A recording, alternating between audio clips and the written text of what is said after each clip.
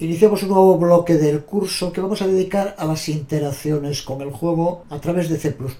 La primera será el sistema de entradas o inputs. Empezamos con un proyecto C++ tercera persona, valdría igual primera persona, por ejemplo. Estos inputs en Unreal Engine reciben el nombre de mapping o asignación, que significa que debemos asignar una acción sobre un dispositivo, que puede ser el teclado, el ratón o el gamepad, con una acción que se activará en el juego, como andar, saltar, disparar, etc. Unreal cuenta con dos tipos de mapping o asignaciones que podemos ver en Project Settings Input. Aquí tenemos Action Mappings y Axis Mappings. Los Axis Mappings son inputs que se obtienen manteniendo presionado el desencadenante durante un periodo extendido de tiempo para que se active en el juego. Por ejemplo, podemos mantener presionada la letra W para que el jugador se mueva hacia adelante. Mientras que los Action Mappings son inputs de un solo toque. De modo predeterminado ya aparece aquí el de saltar, jump. Pulsando, por ejemplo, la barra espaciadora, el jugador saltará. Vamos a ver en este vídeo tutorial cómo configurar el Axis Mapping para controlar con el teclado, con el mouse o con el gamepad el movimiento de un jugador. Vamos a empezar por crear una nueva clase C++. Seleccionamos Character como su clase padre y vamos a llamarle Warrior, por ejemplo. Creamos la clase. Y ahora vamos a crear un blueprint derivado de esa clase. Ya sabemos el modo más sencillo, botón derecho sobre la clase y crear clase blueprint basado en Warrior.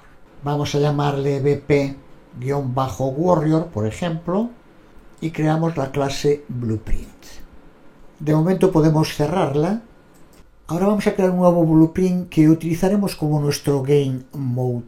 Un modo sencillo de hacerlo es yendo a Project Settings, Maps and Modes y pulsando en el botón más que está a la derecha de Default Game Mode.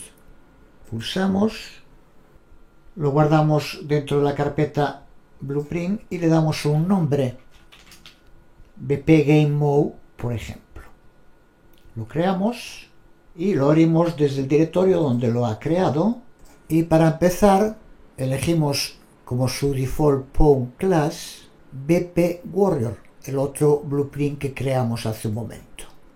Ahora vamos a crear un nuevo nivel y al estar aplicándole nuestro Game Mode personalizado, si lo ejecutamos e intentamos movernos con el teclado, no funciona porque ya no tiene lo predeterminado de la plantilla.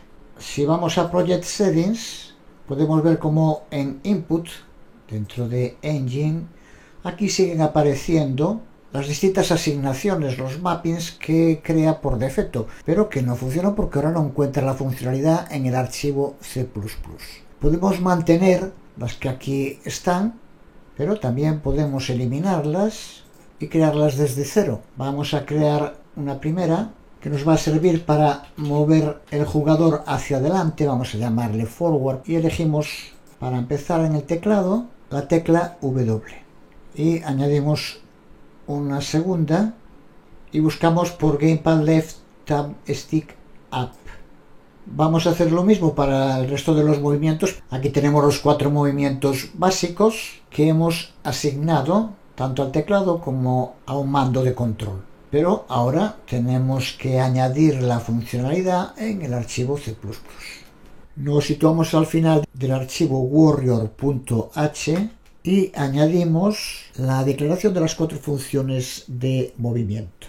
Ahora vamos al archivo .cpp y tenemos que sobreescribir la función setUplayerInputComponent con este contenido. Y lo que nos queda por hacer es implementar las 4 funciones para cada uno de los movimientos.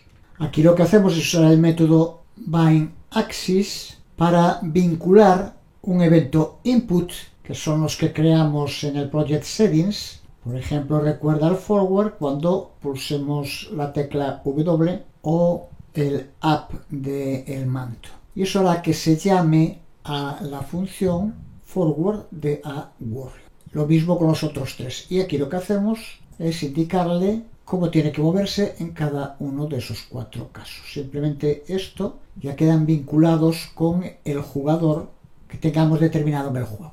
Podemos compilar, guardar, y si ejecutamos el juego tienes que comprobar